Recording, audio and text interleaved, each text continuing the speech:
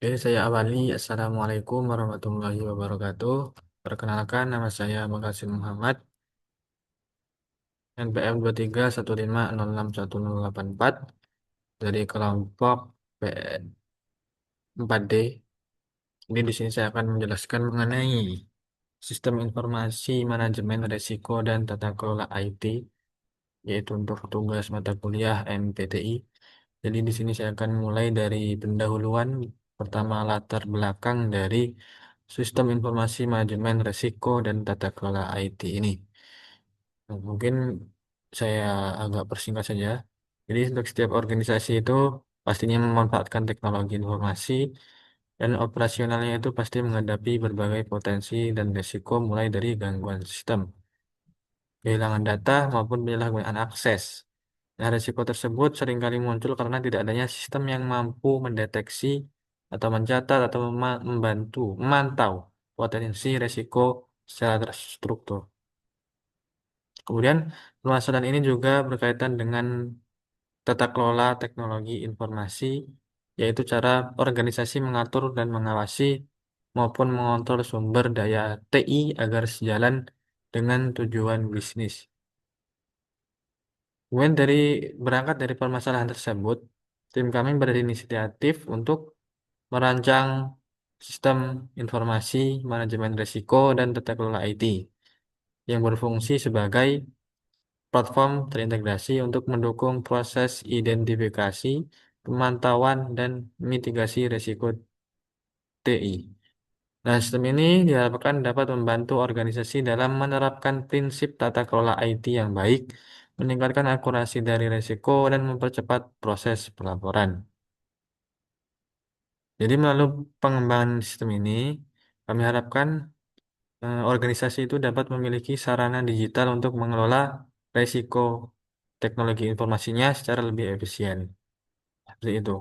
Kemudian untuk rumusan masalah dari sistem ini, itu ada tiga. Yang pertama, bagaimana kami akan merancang sistem informasi yang dapat membantu proses identifikasi dan pengelolaan risiko TI secara sistematis. Kemudian, bagaimana mengintegrasikan proses tata kelola IT ke dalam sistem agar pengawasan risiko menjadi lebih efektif. Kemudian, bagaimana memastikan sistem dapat menyediakan data dan laporan risiko secara cepat dan akurat. Jadi, untuk rumusan masalah atau masalah yang ingin kami selesaikan, yaitu tiga ini dengan sistem yang kami rencana buat. Kemudian untuk tujuan dari proyek ini tentunya untuk mengembangkan sistem informasi berbasis web yang berfungsi untuk mencatat, memantau, dan mengelola risiko TI secara terstruktur.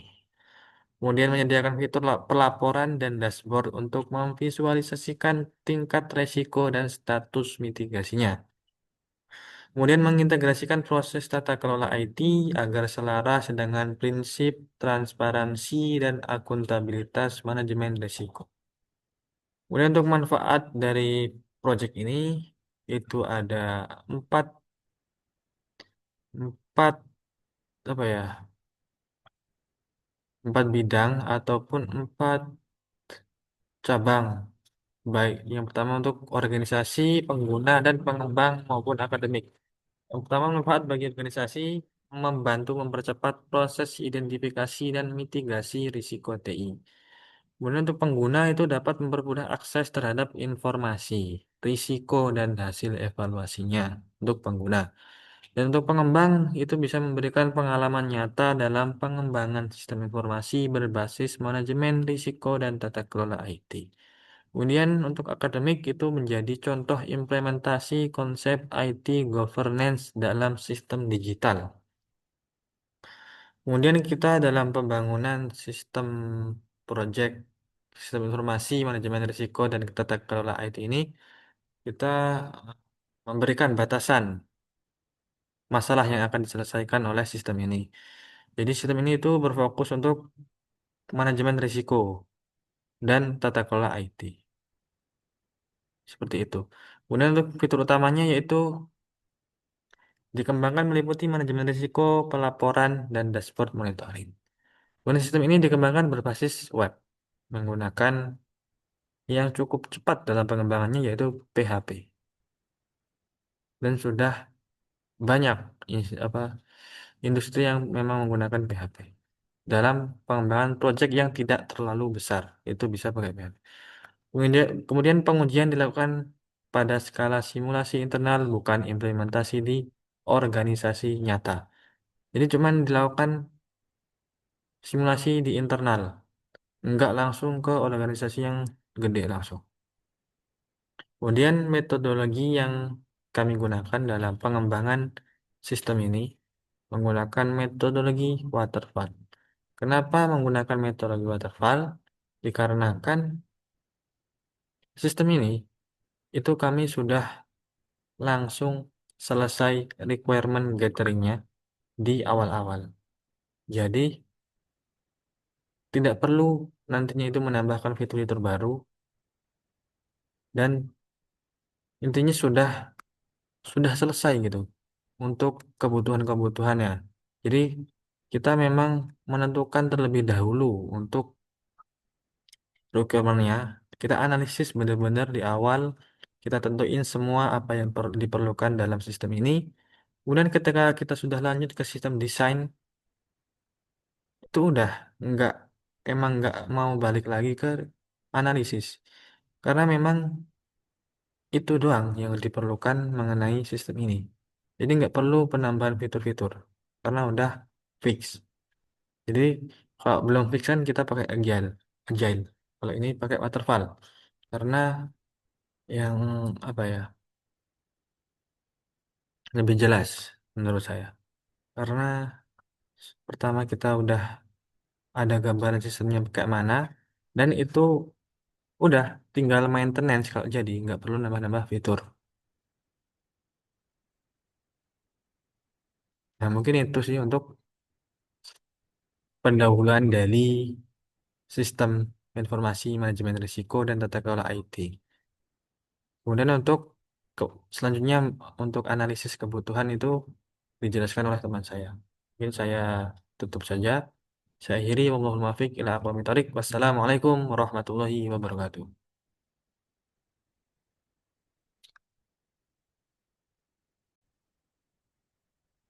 Ya, Assalamualaikum warahmatullahi wabarakatuh. Perkenalkan nama saya Muhammad Raka dan Pangestu dengan NPM 23150611116. Pada kali ini saya akan menjelaskan bagian saya di eh, project di matkul MPTI. Untuk bagian sini ada analisis kebutuhan. Yang pertama di sini ada identifikasi pengguna. Untuk identifikasi ini, sistem ini akan digunakan oleh tiga jenis pengguna dengan peran dan tanggung jawab berbeda. Yang pertama itu ada administrator, itu yang bertanggung jawab untuk mengelola data pengguna, parameter risiko, dan laporan ke seluruh sistem. Yang kedua itu ada manajer risiko untuk melakukan validasi data risiko, memantau status mitigasi, dan membuat laporan bulanan. Dan yang ketiga ini ada staf operasional, melakukan input risiko baru berdasarkan temuan di lapangan atau hasil audit. Dan yang kedua di sini ada kebutuhan fungsional. Yang pertama di sini ada login dan autentifikasi pengguna. Untuk deskripsinya itu sistem harus dapat melakukan proses login berdasarkan hak asas pengguna. Ada admin, manajer, dan staff. Yang kedua ada manajemen data risiko. Jadi pengguna dapat menambah, mengubah, dan menghapus data risiko. Yang ketiga di sini ada klasifikasi risiko. Dan untuk deskripsinya itu sistem dapat mengelompokkan risiko berdasarkan tingkat. Untuk tingkatnya itu ada rendah, sedang, dan tinggi. Dan yang keempatnya ada monitoring risiko. Untuk deskripsinya itu untuk menampilkan status risiko yang aktif dalam menampilkan status risiko yang aktif, menampilkan status dalam mitigasi atau telah terselesaikan. Dan yang kelima di sini ada dashboard statistik untuk menampilkan grafik visual jumlah risiko berdasarkan kategori dan status. Dan yang keenam di sini ada pembuatan laporan otomatis. Untuk deskripsinya itu sistem dapat menggenerate laporan risiko dalam format PDF. Yang ketujuh ada manajemen pengguna. Untuk admin dapat menambah dan menghapus akun pengguna sistem. Dan yang ke-8 di sini ada log aktivitas. Jadi sistem dapat menyimpan riwayat aktivitas pengguna untuk keperluan audit. Dan di sini juga terdapat kebutuhan non-fungsional. Yang pertama itu ada keamanan sistem. Jadi deskripsinya itu setiap pengguna harus login untuk mengakses sistem dan data tersimpan secara terenkripsi. Yang kedua itu ada kinerja atau performance. Jadi sistem harus mampu merespon setiap permintaan dalam waktu kurang dari 3 detik. Yang ketiga di sini ada ketersediaan atau availability. Jadi sistem dapat diakses selama 24 jam dengan downtime minimal. Yang keempat di sini ada kemudahan penggunaan atau usability. Untuk deskripsi itu antarmuka harus sederhana, konsisten, dan mudah digunakan oleh semua level pengguna. Yang kelima di sini ada probabilitas, dapat dijalankan di berbagai browser seperti Chrome, Edge, Firefox, dan perangkat desktop. Yang keenam ini ada keandalan atau reliability, jadi sistem harus mampu menyimpan dan menampilkan data tanpa kehilangan informasi. Yang ketujuh ada pemeliharaan atau maintainability, jadi kode dan struktur sistem mudah diperbarui jika ada perubahan kebutuhan. Dan terakhir di sini ada gambaran umum jika sistem yang akan dibangun. Jadi sistem akan berfungsi sebagai platform terpusat untuk mengelola seluruh proses manajemen risiko TI. Alur kerja utama sistemnya itu sebagai berikut. Yang pertama itu pengguna melakukan login ke dalam sistem sesuai hak akses. Yang kedua, staf operasional menginput data risiko baru ke dalam sistem. Yang ketiga, manajer risiko memverifikasi data dan menetapkan status mitigasi. Yang keempat, administrator memantau data keseluruhan dan membuat laporan otomatis. Dan yang kelima, sistem menghasilkan dashboard dan grafik tingkat risiko secara real time. Jadi dengan adanya sistem ini, proses manajemen risiko yang sebelumnya dilakukan secara manual dapat berjalan lebih cepat, efisien, dan terdokumentasi secara digital. Oke, sekian dari penjelasan yang dapat saya sampaikan. Kurang lebihnya saya mohon maaf. Saya akhiri. Wassalamualaikum warahmatullahi wabarakatuh. Assalamualaikum warahmatullahi wabarakatuh. Perkenalkan nama saya Arlen Destiko. Di sini saya akan menjelaskan bagian work breakdown structure dari sistem informasi manajemen risiko dan tata kelola IT. Di mana di sini ada tabel dari BBS-nya sendiri yang dibagi menjadi 5 fase utama yang akan disebutkan di bawah. Selanjutnya di sini ada tabelnya, keterangan tabelnya. Lalu, nah di sini ada penjelasan di mana eh, level satu itu proyek utama itu berfokus pada pembangunan sistem informasi manajemen risiko dan tata kelola IT sebagai sistem terintegrasi untuk mendukung manajemen risiko dan tata kelola teknologi informasi. Lalu yang kedua itu ada fase utama dari proyek ini dibagi menjadi 5. Kegiatan awalnya itu kick off, lalu wawancara stakeholder untuk mengidentifikasi kebutuhannya. Lalu selanjutnya itu ada pembuatan diagram atau wireframe sebagai rancangan awal sistem. Yang ketiga ada implementasi sistemnya yaitu pembangunan database serta modul dasar aplikasi. Selanjutnya yang keempat ada uji coba dan evaluasi di mana pengujian sistem dan perbaikan berdasarkan hasil evaluasi.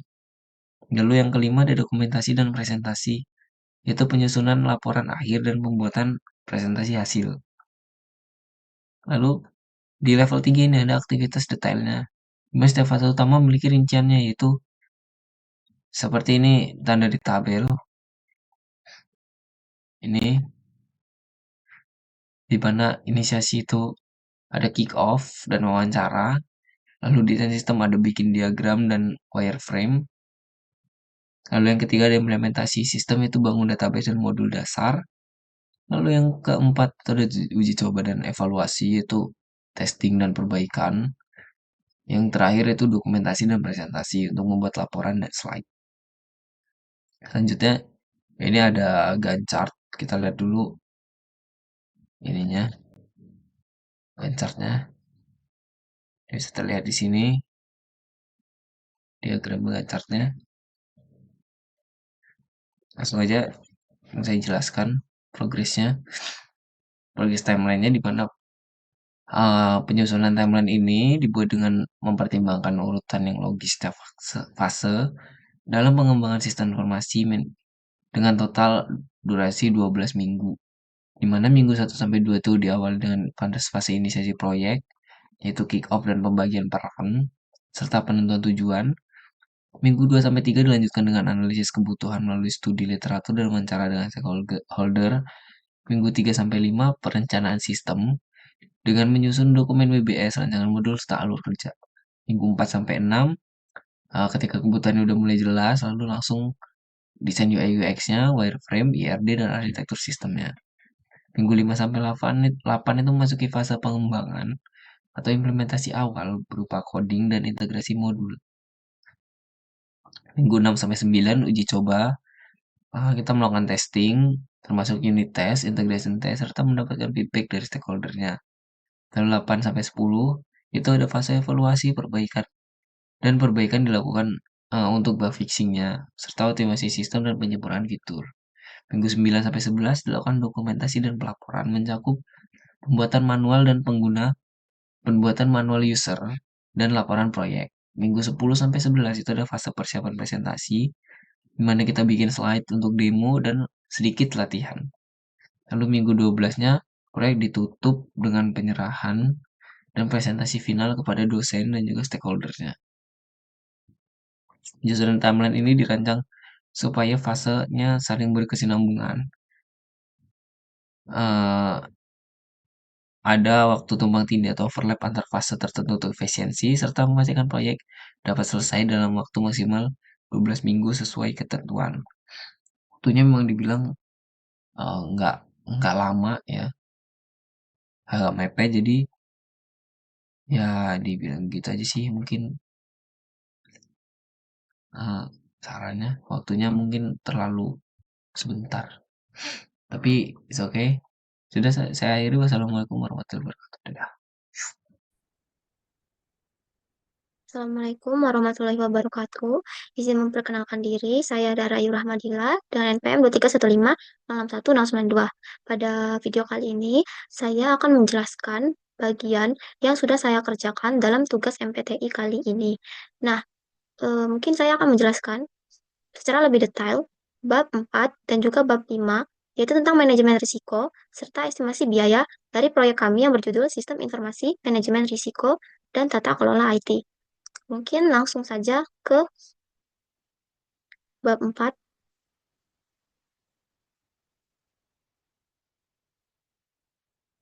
Jadi, dalam pengembangan proyek ini, kami menyadari bahwa setiap kegiatan pasti memiliki potensi risiko, baik dari sisi teknis, waktu, maupun koordinasi tim. Nah, karena itu, kami telah menyusun langkah-langkah manajemen risiko secara sistematis agar proyek bisa berjalan lancar dan juga terukur. Nah, tahap pertama dari manajemen risiko itu adalah identifikasi risiko. Nah, kami menemukan beberapa risiko utama yang mungkin muncul selama proses pengembangan. Dapat dilihat dalam tabel identifikasi risiko, kami menemukan 6 risiko, yaitu yang pertama ada keterlambatan pengerjaan modul. Kategorinya itu adalah waktu dan juga jadwal. Untuk penjelasan singkatnya itu, resiko keterlambatan pengerjaan modul itu terjadi karena penundaan atau pembagian tugas yang kurang merata antar anggota. Terus ada error pada sistem saat pengujian, kesalahannya itu pada logika kode, integrasi modul, atau database. Untuk kategorinya sendiri itu kategori risiko teknis. Nah, selanjutnya yang ketiga itu ada kurangnya koordinasi antar anggota, yang dimana dapat terjadi ketika komunikasi tidak berjalan efektif sehingga menyebabkan miskomunikasi. Untuk kategori resikonya sendiri itu ada di manajerial. Selanjutnya itu ada data resiko tidak sesuai kebutuhan pengguna. Biasanya terjadi karena kesalahan interpretasi saat pengumpulan requirement. Untuk kategorinya sendiri itu masuk di analisis kebutuhan. Selanjutnya, itu ada kegagalan penyimpanan data, yang dimana dapat terjadi ketika potensi kehilangan data akibat kesalahan koneksi database atau kurangnya backup. Jenisnya itu adalah teknis. Nah, yang terakhir, itu ketidaksesuaian tampilan UI UX dengan rancangan awal. Nah, hal ini tuh dapat terjadi ketika adanya perbedaan persepsi antara tim desainer dan juga developer. Untuk kategori resikonya sendiri, itu ada di desain. Nah, selanjutnya, setelah semua resiko teridentifikasi, kami masuk ke tahap analisis resiko, di mana tiap resiko kami nilai berdasarkan dua aspek, yaitu tingkat kemungkinan dan dampaknya terhadap proyek. Dari hasil analisis, risiko seperti keterlambatan pengerjaan modul dan error sistem kami masukkan ke kategori tinggi. Kategori tinggi. Karena hmm, keduanya paling berpengaruh terhadap jadwal dan kualitas proyek. Nah, risiko seperti miskomunikasi antar anggota atau kesalahan data kami kategorikan sedang karena sedangkan perbedaan desain UI UX kami anggap rendah karena relatif mudah diperbaiki.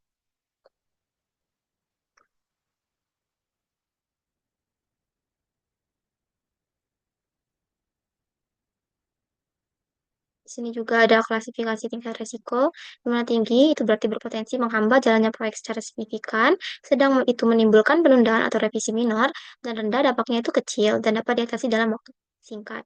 Selanjutnya, itu adalah strategi mitigasi risiko, yang dimana merupakan langkah pencegahan agar risiko tidak sampai terjadi.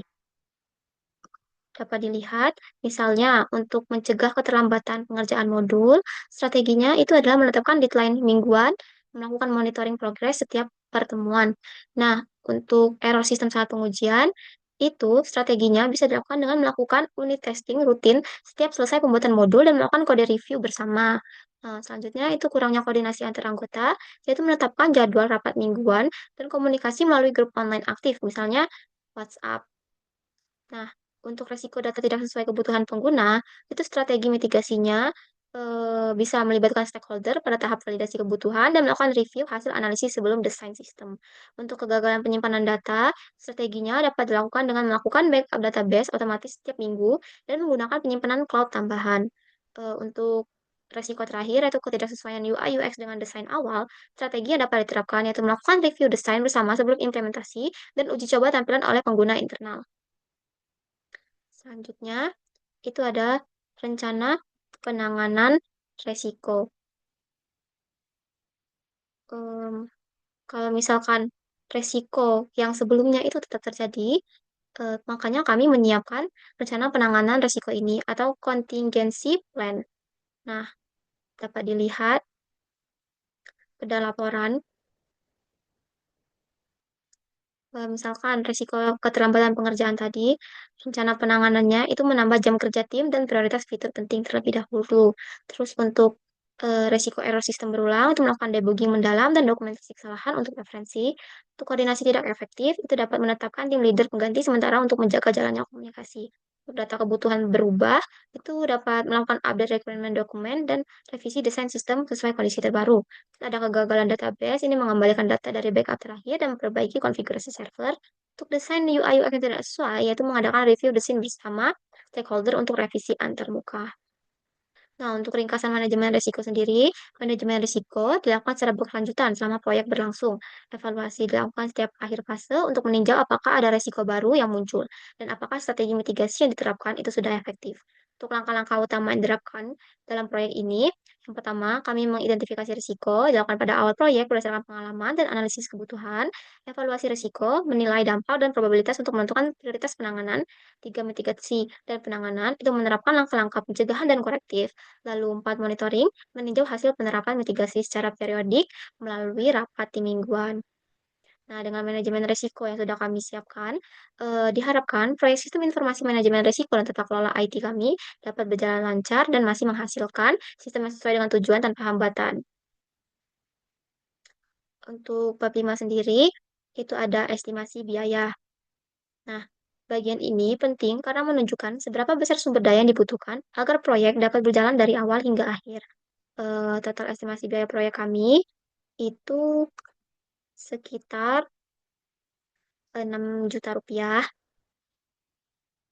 yang dimana biaya SDM atau tenaga kerja itu menempati porsi terbesar sekitar 5 juta rupiah karena proyek ini dikerjakan selama 12 minggu oleh 5 anggota tim dengan kontribusi penuh di tiap tahap.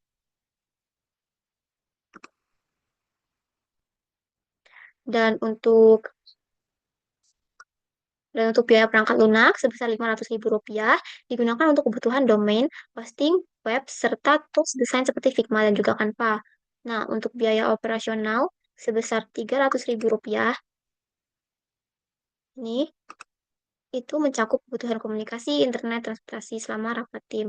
Dan yang terakhir itu ada biaya dokumentasi dan presentasi sebesar Rp200.000 untuk keperluan pencetakan laporan dan pembuatan media presentasi. Selanjutnya itu ada rincian alokasi biaya per kategori.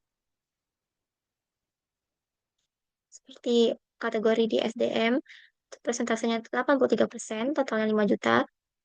Gaji atau keterangannya gaji atau imbalan kerja proyek 5 anggota. Nah,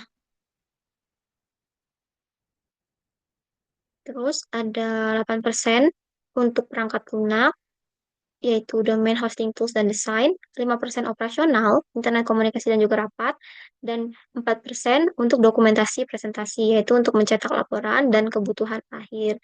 Nah, estimasi ini dapat berubah sesuai kondisi proyek di lapangan, namun diharapkan cukup untuk mendukung seluruh tahap pengembangan dari awal hingga presentasi akhir.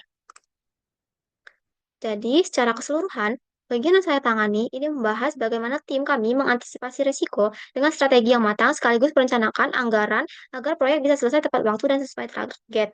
Dengan manajemen risiko yang baik dan perencanaan biaya yang realistis, kami berharap proyek sistem informasi manajemen risiko dan tata kelola IT bisa memberikan hasil maksimal baik dari sisi fungsional maupun efisiensi kerja tim. Baiklah, mungkin sekian dari penjelasan saya.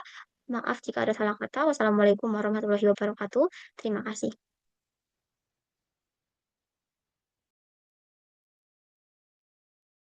Baik, di sini saya akan menjelaskan pada bab ke-7 dan ke-8, yaitu bab terakhir.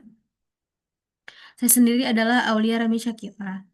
Nah, untuk bab ke-6, ke-7 ini adalah rancangan umum sistem yang terdiri dari 4 subbab, yaitu arsitektur sistem, activity diagram, desain antarmuka berbasis mockup, dan deskripsi hasil akhirnya yang diharapkan.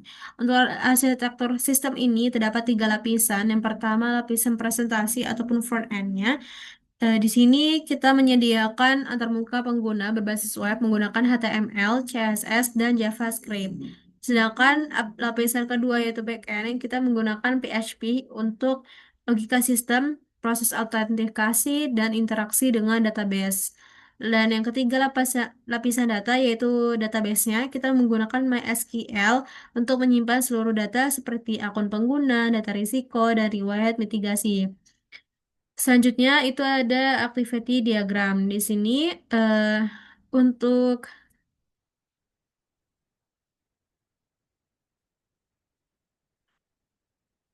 pengguna sendiri untuk pengguna sendiri dapat staf operasional, sistem, manajer risiko, dan administrator.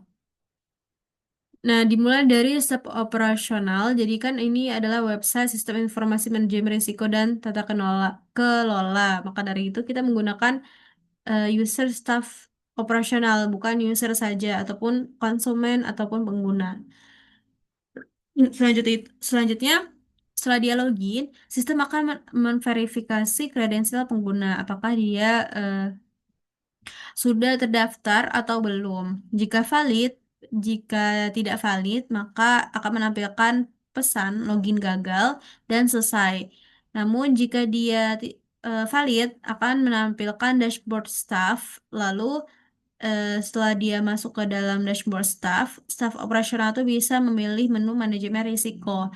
Selanjutnya, ketika dia memilih menu manajemen risiko, sistem akan menampilkan form input risiko baru yang akan sehingga nanti staff itu bisa menginputkan data risiko seperti deskripsi, kategori, probabilitas, dan juga dampak. Setelah itu, staff bisa menyimpan data risiko. Setelah disimpan, sistem akan menyimpan ke database dan akan men-set statusnya menjadi open. Setelah itu, sistem akan mengirim ke manajer risiko untuk melihat daftar risiko baru. Dan setelah itu, ketika manajer melihat daftar risiko baru, sistem akan menampilkan data risiko dengan status open.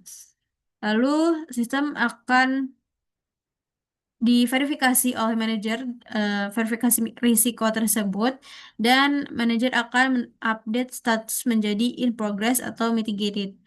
Selanjutnya, setelah diupdate masuk ke sistem, dia akan memperbarui data risiko di database.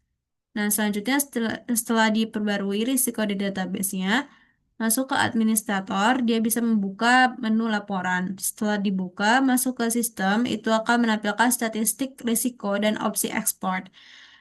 Setelah menampilkan tampilan tersebut, si administrator bisa mengklik Generate Report yang bisa kita memilih formatnya PDF, CSV, atau XLSX. Selanjutnya, setelah kita pilih, sistem akan membuat dan mengekspor laporan otomatis, secara otomatis. Setelah itu, dia selesai berhenti. Nah, setelah itu langsung ke wireframe untuk sebab selanjutnya. Nah, di sini adalah tampilan untuk login yang terdiri dari alamat email dan kata sandi. Oke, selanjutnya, sini adalah beranda atau tampilan awal dari website ini. Di sini terdapat judulnya dan deskripsi singkat tentang website ini. Lalu di sini ada ringkasan fitur. Lalu di sini ada tombol untuk akses dashboardnya. Nah, untuk dashboardnya sendiri terdiri dari informasi risiko, skor risikonya, apakah dia baik ataupun tidak baik. Karena ini 75%, berarti dia masih baik. Lalu terdapat ancaman aktif, terdapat yang kritis, ada juga yang sedang. Lalu ini kepatuhan untuk regulasi.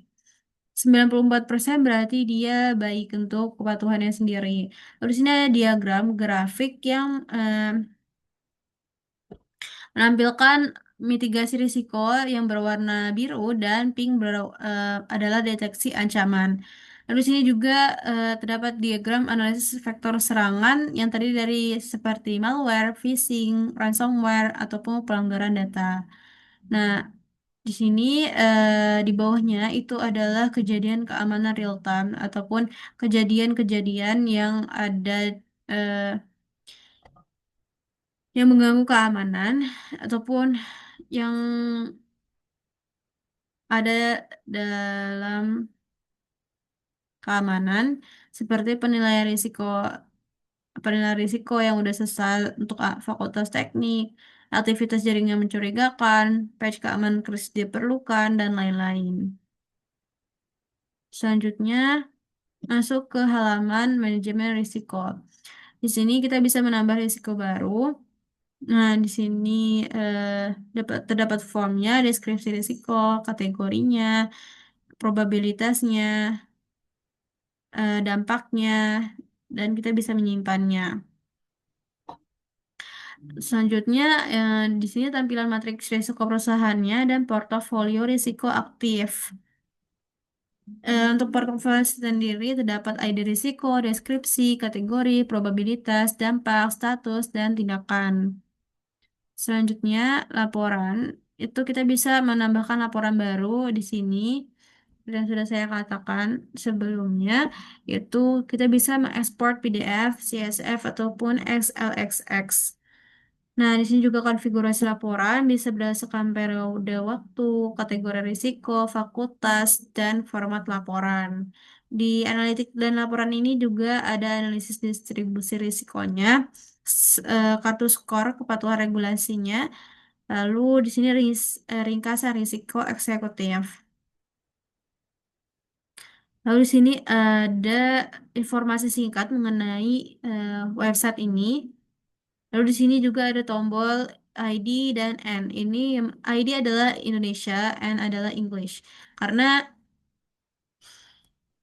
sekarang itu tidak dibeda-bedakan lagi untuk misalnya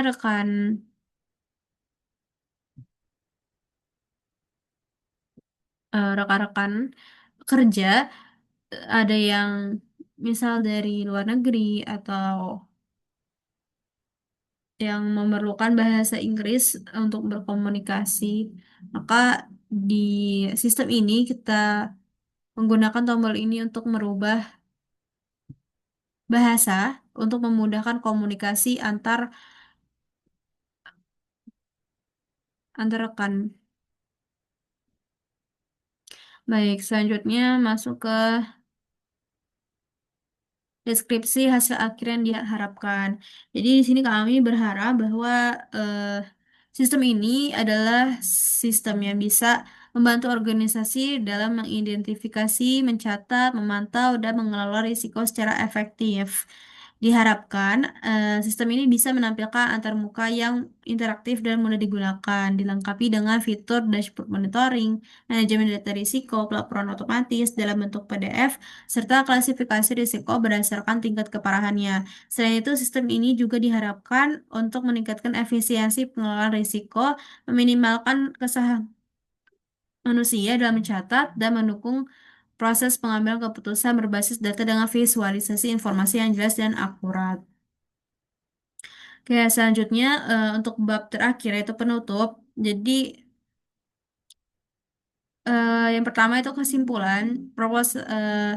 Laporan ini itu dirancang untuk menyediakan untuk membantu organisasi dalam mengidentifikasi, mengelola, dan memantau risiko teknologi informasi secara lebih efektif.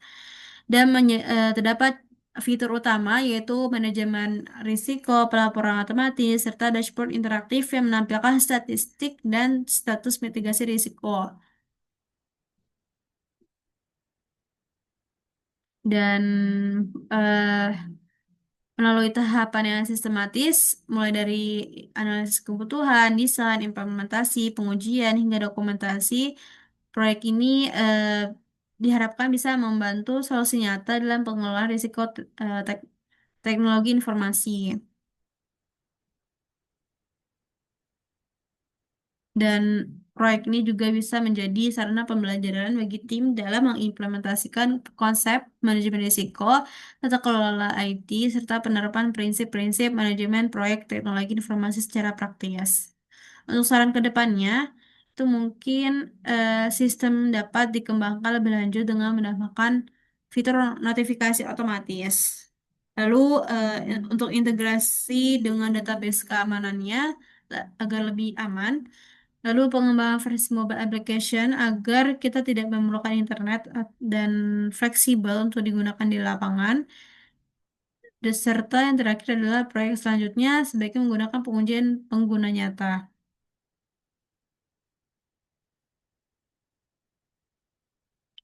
Baik, sekian presentasi dari kami. Wassalamualaikum warahmatullahi wabarakatuh.